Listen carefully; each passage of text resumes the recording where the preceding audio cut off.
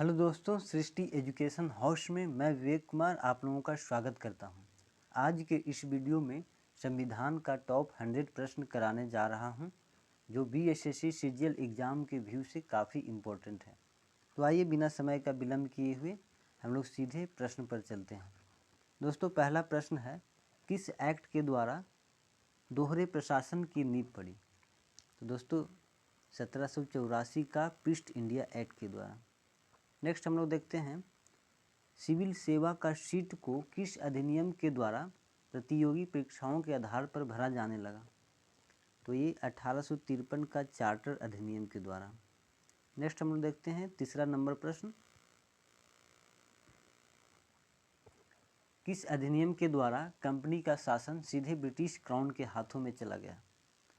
दोस्तों ये भारत शासन अधिनियम 1858।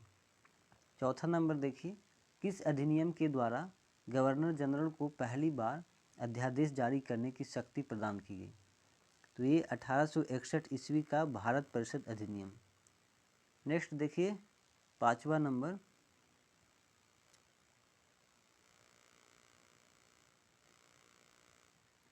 किस अधिनियम के द्वारा ईस्ट इंडिया कंपनी को भंग कर दिया गया?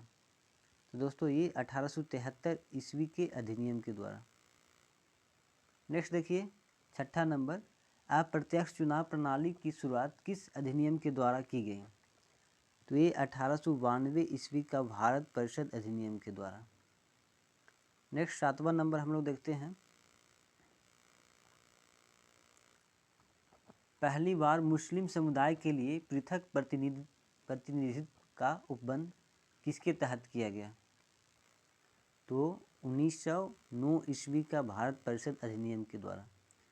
1909 ईस्वी का भारत परिषद अधिनियम को मार्ले मिंटो सुधार के नाम से भी जाना जाता है। नेक्स्ट देखिए आठवां, केंद्र में द्विसदनात्मक विधायिका की स्थापना की गई? तो ये 1919 ईस्वी का भारत शासन अधिनियम के द्वारा।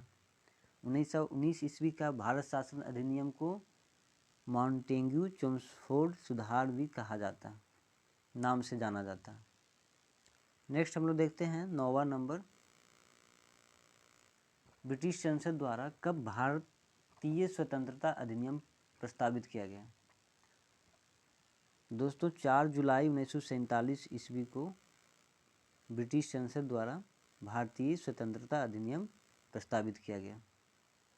अब नेक्स्ट हम लोग देखते हैं 10वां नंबर प्रश्न,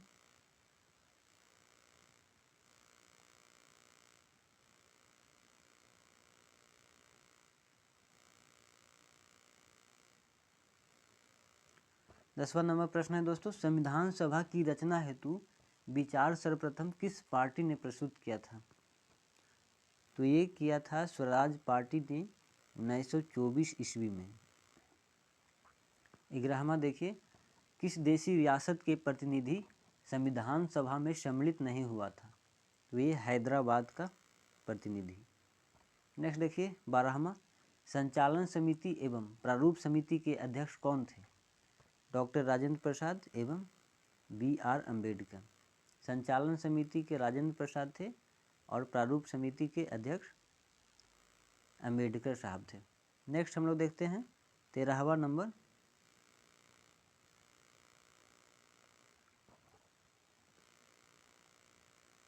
संघीय संविधान समिति एवं संघ शक्ति समिति के अध्यक्ष कौन थे? तो दोस्तों JL नेहरू। जिस भी समिति में संघ लगा हुआ है वो समझिएगा कि वो समिति का अध्यक्ष JL नेहरू रहे हैं। तो ये ट्रिक से भी आप लोग याद कर सकते हैं, जैसे संघीय संविधान समिति है, संघ शक्ति समिति है, इन दोनों का अध्यक्ष JL नेहरू होंगे। नेक्स्ट देखिए 14वां, प्रांतीय संविधान समिति एवं मौलिक अधिकारों से संबंधित समिति के अध्यक्ष कौन थे? तो ये सरदार वल्लभ भाई पटेल। नेक्स्ट हम लोग देखते हैं 15वां नंबर प्रश्न, संविधान सभा में महिला सदस्य की संख्या कितनी थी? दोस्तों वेरी इंपॉर्टेंट प्रश्न है, ये 15 थी। महिला सदस्य की संख्या 15 ही था उस समय। अब नेक्स्ट हम लोग देखते हैं 16वां नंबर प्रश्न, स्वतंत्र भारत के प्रथम मंत्रिमंडल में राजेंद्र प्रसाद एवं BR अम्बेडकर को कौन सा मंत्री का पद मिला था? तो दोस्तों खाद्य एवं कृषि मंत्री डॉक्टर राजेंद्र प्रसाद को मिला था, और विधि मंत्री जो आज कानून मंत्री के नाम से जाना जाता है वो BR अम्बेडकर को मिला था। नेक्स्ट देखिए 17वां नंबर, प्रस्तावना, मौलिक अधिकार, न्यायिक पुनरावलोकन एवं महाभियोग किस देश के संविधान से लिया गया है? तो ये USA के संविधान से लिया गया है। नेक्स्ट हम लोग देखते हैं 18वां नंबर प्रश्न, संसदात्मक शासन प्रणाली, एकल नागरिकता एवं विधि निर्माण प्रक्रिया किस देश के संविधान से लिया गया है? तो ये ब्रिटेन के संविधान से लिया गया है। 19वां नंबर देखिए, आपात उपबंध किस देश के संविधान से लिया गया? तो ये जर्मनी के संविधान से लिया गया।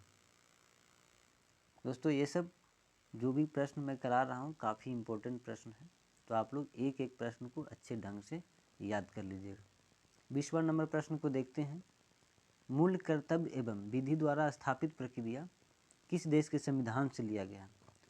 तो दोस्तों मूल कर्तव्य रूस के संविधान से लिया गया है, और विधि द्वारा स्थापित प्रक्रिया ये जापान के संविधान से लिया गया। नेक्स्ट हम लोग देखते हैं 21वां नंबर प्रश्न, नीति निर्देशक सिद्धांत एवं राष्ट्रपति का निर्वाचन किस देश के संविधान से लिया गया? तो दोस्तों ये आयरलैंड के संविधान से लिया गया है। नेक्स्ट हम लोग देखते हैं 22वां नंबर प्रश्न,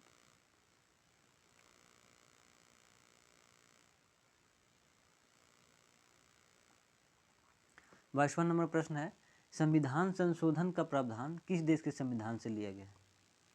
तो ये दक्षिण अफ्रीका के संविधान से लिया गया। नेक्स्ट 23वां देखते हैं, प्रस्तावना की भाषा एवं समवर्ती सूची का प्रावधान किस देश के संविधान से लिया गया? तो ये ऑस्ट्रेलिया के संविधान से लिया गया। नेक्स्ट हम लोग देखते हैं, संघात्मक विशेषताएं, अवशिष्ट शक्तियां एवं राज्यपाल की नियुक्ति विषयक प्रक्रिया किस देश के संविधान से लिया गया? तो ये कनाडा के संविधान से लिया गया। नेक्स्ट हम लोग देखते हैं 25वां नंबर प्रश्न, दोस्तों अब आ गया है भारतीय संविधान की अनुसूचियाँ। अगर ये चीज़ आप नहीं पढ़ पाते हैं तो शायद आपका पॉलिटी का जो क्लास है वो अधूरा रह जाएगा, क्योंकि इससे बहुत ज़्यादा प्रश्न पूछा जाता है एग्ज़ाम में। तो आइए इसको हम लोग देखते हैं एक ट्रिक के नज़र से।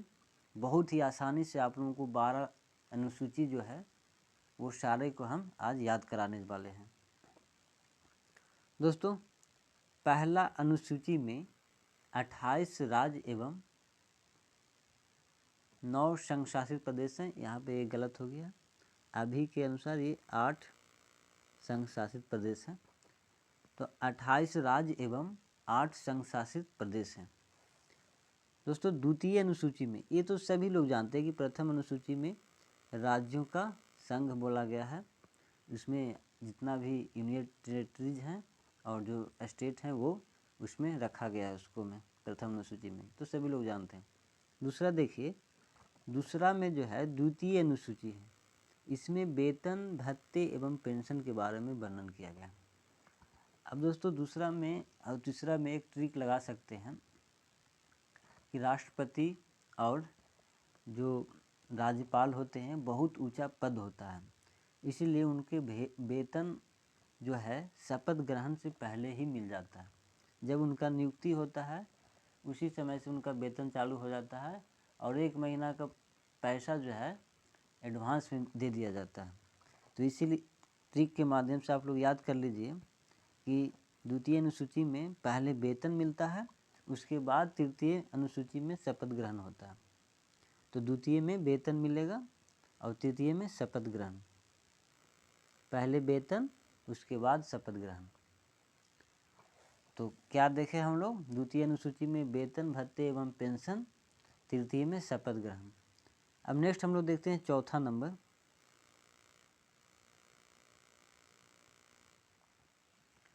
चौथी अनुसूची में है राज्यसभा सीट। तो राज्यसभा सीट इसे याद कर लीजिएगा। चौथी अनुसूची में राज्यसभा सीट है, राज्य एवं यूटी केंद्र शासित प्रदेश में जो राज्यसभा का सीट है उसका वर्णन किया गया है। पाँचवीं अनुसूची में देखिए एससी और एसटी का प्रशासन एवं उसका नियंत्रण के बारे में पाँचवीं अनुसूची में वर्णन किया गया है। तो एससी एसटी का प्रशासन और उसका नियंत्रण के बारे में पाँचवीं अनुसूची में वर्णन किया गया। अब देखिए छठी अनुसूची में, देखिए पाँचवीं और छठी में कुछ समानता है, दोनों अनुसूचित से संबंधित है, अनुसूचित जनजाति और एससी और एसटी से संबंधित है। लेकिन छठा में कुछ अलग है, क्या है? असम, मेघालय, मिजोरम एवं त्रिपुरा राज्यों के जनजातीय क्षेत्रों का प्रशासन के बारे में बोला गया। मतलब छठा में कोई खास जो राज्य है उसके अनुसूचित जाति और जनजाति के क्षेत्र के बारे में वर्णन किया गया है छठी अनुसूची में।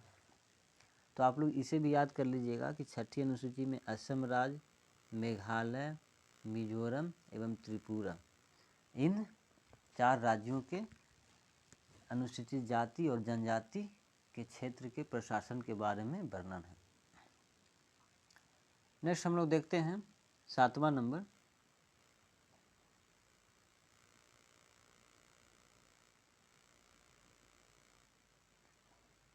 सातवां अनुसूची में क्या है? तो सूची का वर्णन है। अब देखिए सूची का वर्णन क्या है जो हम लोग देखते हैं।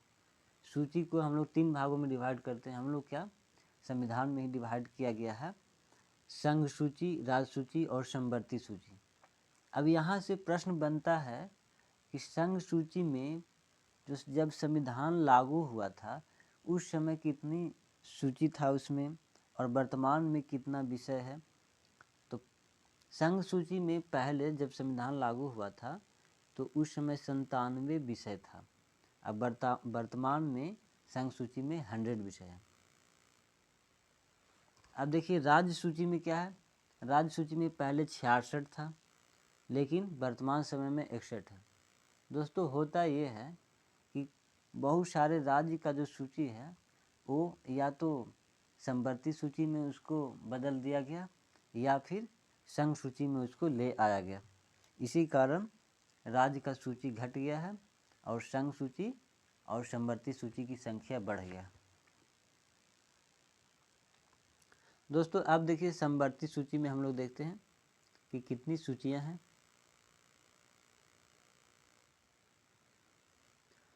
दोस्तों समवर्ती सूची में पहले 47 था, अब जब संविधान लागू हुआ था, अब वर्तमान समय में इसमें 52 विषय है। पहले 47 विषय था, अब वर्तमान समय में 52 विषय है। तो आप लोग 7वीं अनुसूची के बारे में जो इम्पोर्टेंट प्रश्न था उसे देख लिए, यहीं से ज़्यादातर प्रश्न पूछा जाता है। अब नेक्स्ट हम लोग देखते हैं 8वां प्रश्न, 8वां नंबर में 8वीं अनुसूची। देखिए 8वीं अनुसूची में क्या बोल रहा है? 8वीं अनुसूची में क्या है? 22 भाषाओं का वर्णन है, काफ़ी इजी। 22 भाषाओं का वर्णन किसमें है? 8वीं अनुसूची में। अब नेक्स्ट हम लोग देखते हैं 9वीं अनुसूची। दोस्तों 9वीं अनुसूची भूमि सुधार से संबंधित है, भूमि सुधार से संबंधित है। इसमें प्रश्न यहाँ से बन जाता है कि 9वीं अनुसूची को कब और किस संविधान संशोधन के तहत जोड़ा गया? तो ये फर्स्ट संविधान संशोधन के तहत 1951 ईस्वी में जोड़ा गया था। ये इसलिए इम्पोर्टेंट हो जाता है क्योंकि इस अनुसूची को भारतीय कॉन्स्टिट्यूशन में लाने के लिए पहला संविधान संशोधन करना पड़ा था और पहला संविधान संशोधन कब हुआ था? 1951 ईस्वी में। अब हम लोग नेक्स्ट देखते हैं 10वां नंबर में 10वीं अनुसूची। तो 10वीं अनुसूची दल बदल से संबंधित है। दल बदल से, ये दल बदल को 52वां संविधान संशोधन 1985 के द्वारा जोड़ा गया। बस इतना याद रखिएगा आप लोग, प्रश्न यहीं से बनता है। नेक्स्ट देखिए 11वीं अनुसूची पंचायतों से संबंधित है। अब दोस्तों 11वीं अनुसूची तो पंचायत से संबंधित है, ये तो डायरेक्ट प्रश्न पूछ देगा। 10वीं अनुसूची किससे संबंधित है? दल बदल से, ये सब डायरेक्ट प्रश्न पूछ देगा। लेकिन यहाँ प्रश्न ये भी बन जाता है जो आप लोगों को बताया कि 73वां संविधान संशोधन के द्वारा 1993 ईस्वी को पंचायत को 11वीं अनुसूची में जोड़ा गया। तो यहाँ से भी प्रश्न बन जाता है। और एक पंचायत से एक और प्रश्न बन जाता है कि 11वीं अनुसूची में पंचायत को जोड़ा गया है, उसमें कितने विषय हैं? तो उसमें 29 विषय हैं। ये भी बहुत बार प्रश्न पूछा गया है। तो ये दोस्तों इसमें जो मैं प्रश्न लिया हूँ वो सब सिलेक्टेड है, वो एग्ज़ाम के व्यू से काफ़ी इम्पोर्टेंट है। तो किसी भी प्रश्न को इग्नोर मत कीजिएगा, क्योंकि सारा प्रश्न काफ़ी इम्पोर्टेंट है। दोस्तों नेक्स्ट हम लोग देखते हैं 12वां अनुसूची। 12वीं अनुसूची में नगर पालिका से संबंधित है। तो नगर पालिका को 12वीं अनुसूची में जोड़ा गया था। अब ये 74वां संविधान संशोधन 1993 को जोड़ा गया। दोस्तों जहाँ देखे पंचायत में 29 विषय थे, लेकिन ये नगर पालिका में जो 12वीं अनुसूची में है उसमें 18 विषय हैं। अब 73वां और 74वां संविधान संशोधन दोनों 93 ईस्वी में ही हुआ था। तो ये कन्फ्यूजन आप लोग कन्फ्यूज मत कीजिएगा। अब हम लोग नेक्स्ट देखते हैं 13वां नंबर। सॉरी दोस्तों, अभी आ गया संविधान का भाग। अब ये भी हम लोगों के एग्ज़ाम के व्यू से काफ़ी इम्पोर्टेंट है, क्योंकि अगर आप अनुच्छेद पढ़ने के लिए बैठ जाइएगा, आपको पता ही नहीं रहेगा कि हम किस भाग के अनुच्छेद पढ़ रहे हैं, तो वो भी याद करने में दिक्कत होगा। और एक बात और है कि ये जो संविधान का जो भाग है वहाँ से डायरेक्ट भी क्वेश्चन बन जाता है कि पूछ देगा डायरेक्ट कि भाग 1 में पूछ देगा कि अनुच्छेद 4 का संबंध किस भाग से है, या मौलिक अधिकार किस भाग में है। ऐसे डायरेक्ट भी प्रश्न बन जाता है। तो इसलिए ये आप लोगों को संविधान का भाग भी काफ़ी इम्पोर्टेंट है। तो देखिए हम लोग इसे याद करते हैं। इसमें जो इम्पोर्टेंट भाग है उसी को मैं लिया हूँ। पहला देखिए भाग 1 में संघ एवं उसका राज्य क्षेत्र है। तो संघ एवं उसका राज्य क्षेत्र अनुच्छेद 1 से 4 अनुच्छेद में है। भाग 2 में देखिए, भाग 2 में नागरिकता है, इसका अनुच्छेद 5 से 11। भाग 3 में मौलिक अधिकार, अनुच्छेद 12 से 35। भाग 4 में नीति निर्देशक तत्व, अनुच्छेद 36 से 51। अब नेक्स्ट हम लोग देखते हैं भाग 4 के का, इसमें मूल कर्तव्य है। मूल कर्तव्य का अनुच्छेद कितना है? अनुच्छेद 51 के का। भाग 5 में देखिए दोस्तों, ऊपर से ये 4 के का तक सभी को याद रहता है। अब यहाँ से भी जो भाग है वो भी इम्पोर्टेंट है, तो आप लोग उसको भी याद रखिएगा। तो ये भाग 5 में है संघ। संघ का मतलब केंद्र हो गया, केंद्र सरकार के अधीन जितने भी अनुच्छेद हैं उसका वर्णन है। तो संघ में अनुच्छेद 52 से 151। और भाग 6 में राज्य आ गया। अब राज्य कौन हो गया? जैसे बिहार अपना राज्य है, उत्तर प्रदेश राज्य है, तो उसके बारे में कौन कौन सा अनुच्छेद का वर्णन है? तो अनुच्छेद 152 से लेकर 237 का वर्णन है भाग 6 में। अब हम लोग नेक्स्ट देखते हैं भाग 8वां। दोस्तों भाग 8 में केंद्र शासित प्रदेश का वर्णन है। केंद्र शासित प्रदेश का वर्णन है भाग 8 में। अब ये अनुच्छेद 239 से 242 तक भाग 8 में दिया गया है, जो किससे संबंधित है? केंद्र शासित प्रदेश से। अब नेक्स्ट भाग 15 देखिए, निर्वाचन। निर्वाचन आयोग पढ़े होंगे, तो निर्वाचन से संबंधित है। तो भाग 15 का संबंध निर्वाचन से है। इसका अनुच्छेद 324 से 329 तक है। भाग 17 राजभाषा। भाग 17 में राजभाषा है, अनुच्छेद 343 से 351।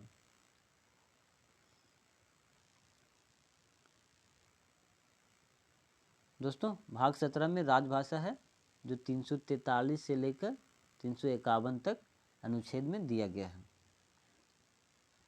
अब देखिए भाग 18 में आपात उपबंध है, जो अनुच्छेद 352 से लेकर 360 तक दिया गया है।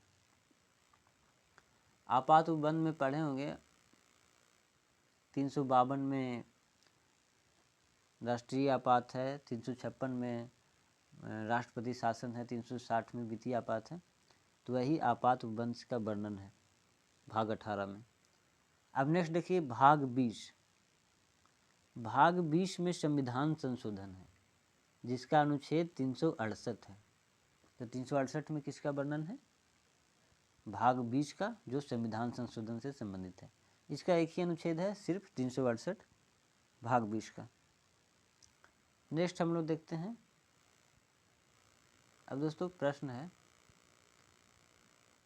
25वां नंबर, राज्य पुनर्गठन आयोग के अध्यक्ष कौन थे? तो दोस्तों फजल अली। अब फजल अली राज्य पुनर्गठन आयोग के अध्यक्ष थे। तो इसकी राज्य पुनर्गठन आयोग कब आया था? चलिए आगे उसका प्रश्न आएगा।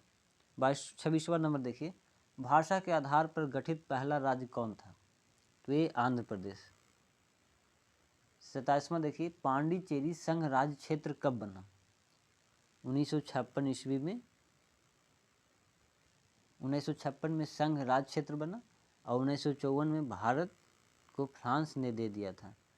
1954 में फ्रांस ने भारत को सौंप दिया था, जो भी पांडिचेरी के 4 स्टेट थे उस सारे को सौंप दिया था।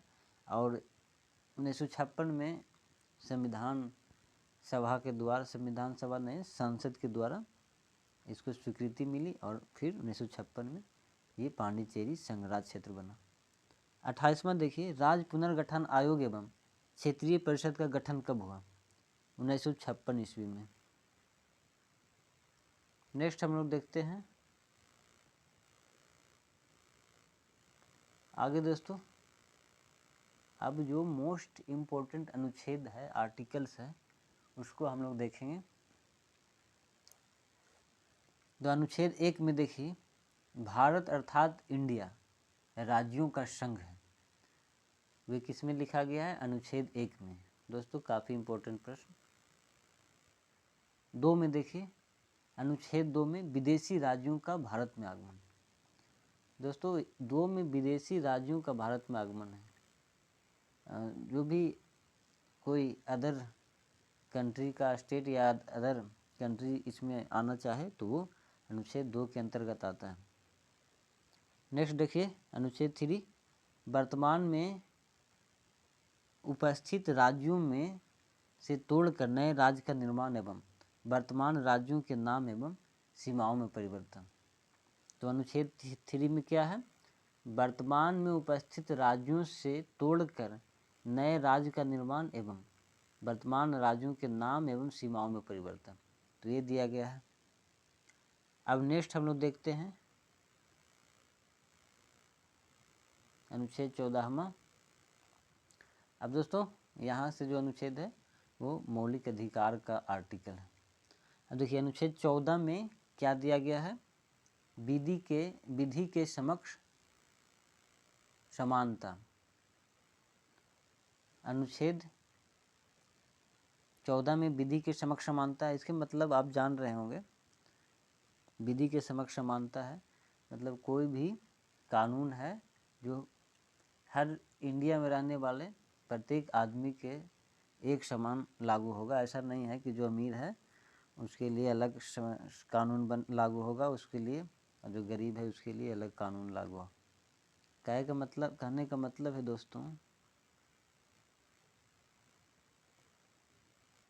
दोस्तों बस इतना समझ लीजिए कि कानून के समक्ष सभी समान हैं। अब नेक्स्ट हम लोग देखते हैं अनुच्छेद 15। अनुच्छेद 15 में है धर्म, जाति, नस्ल, लिंग या जन्म स्थान के आधार पर भेदभाव का निषेध। ये तो बिल्कुल स्पष्ट हो गया। अब नेक्स्ट 16वां नंबर देखिए, लोक नियोजन में अवसर की क्षमता। अनुच्छेद 16 में। अब लोक नियोजन में अवसर की क्षमता क्या है? क्योंकि लोक नियोजन में अवसर की क्षमता का मतलब ये हुआ दोस्तों कि सभी कैंडिडेट को एक अवसर की क्षमता होनी चाहिए। जैसे कोई भी प्रतियोगी परीक्षा होता है उसमें सभी के लिए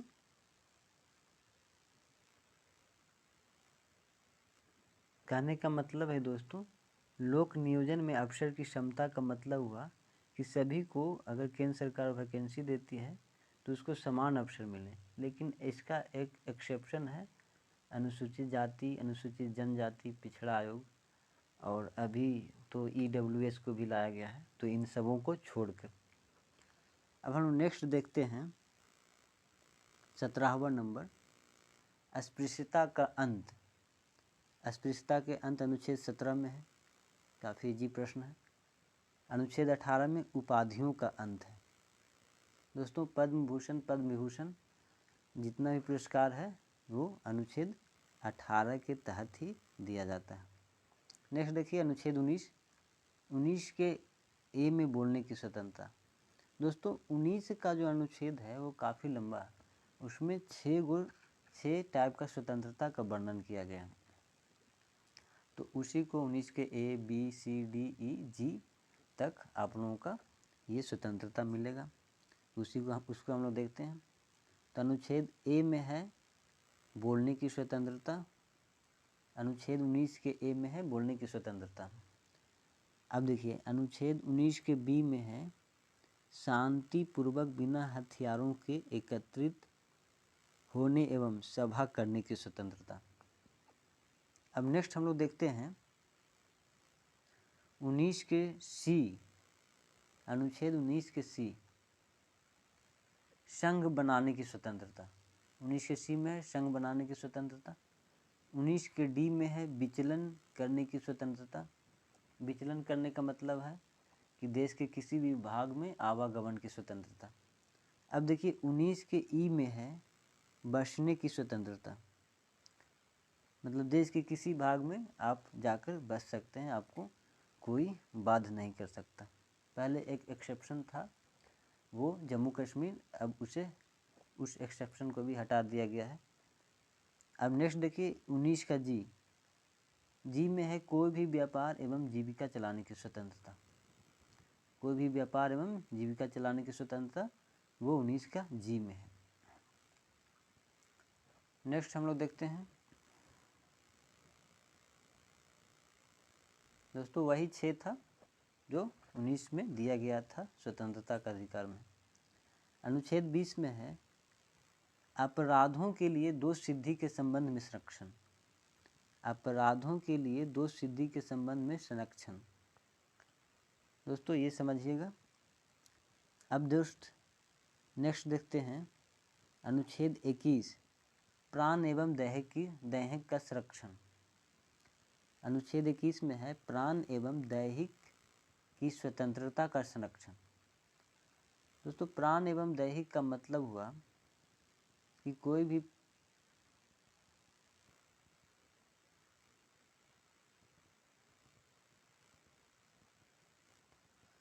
दोस्तों प्राण एवं दैहिक की स्वतंत्रता का मतलब हुआ आपको जीवन और जीवन को अच्छे ढंग से जीने की स्वतंत्रता का संरक्षण। दोस्तों इसी में निजता का अधिकार का भी वर्णन किया गया। अब देखिए अनुच्छेद 21 के क्या, इसमें है 6 से 14 वर्ष की आयु के बच्चों को निःशुल्क एवं अनिवार्य शिक्षा। नेक्स्ट देखिए अनुच्छेद 22 कुछ दशाओं में गिरफ्तारी और निरोध में संरक्षण का वर्णन किया गया है अनुच्छेद 22 में। अब हम लोग नेक्स्ट देखते हैं अनुच्छेद 23। अनुच्छेद 23 में है मानव के दुर्व्यापार और बलात् श्रम का प्रतिषेध है। दोस्तों अनुच्छेद 23 में क्या है, मानव के दुर्व्यापार और बलात् श्रम का प्रतिषेध है। अनुच्छेद 24 में है बालकों का नियोजन का प्रतिषेध। दोस्तों इसी में है 14 वर्ष से कम आयु के बच्चों को जोखिम भरा कार्य नहीं करने देना है। दोस्तों आज का वीडियो बस अनुच्छेद 24 तक है, क्योंकि अगर वीडियो और बनाऊंगा तो वीडियो काफ़ी लंबा हो जाएगा। आप लोगों को ये वीडियो कैसा लगा कमेंट बॉक्स में लिख कर ज़रूर बताइएगा। और अगर इस वीडियो का सेकंड पार्ट चाहते हैं तो कमेंट बॉक्स में लिखिएगा कि हाँ हमें इस वीडियो का सेकंड पार्ट चाहिए। अगर आप लोगों का डिमांड हुआ कि सेकंड पार्ट को भी लाया जाए तो मैं उस डिमांड को ज़रूर पूरा करूँगा। चलिए, आज का वीडियो आप लोगों को कैसा लगा कमेंट बॉक्स में लिख के ज़रूर बताइएगा। मिलते हैं हम लोग नेक्स्ट वीडियो में, तब तक के लिए धन्यवाद।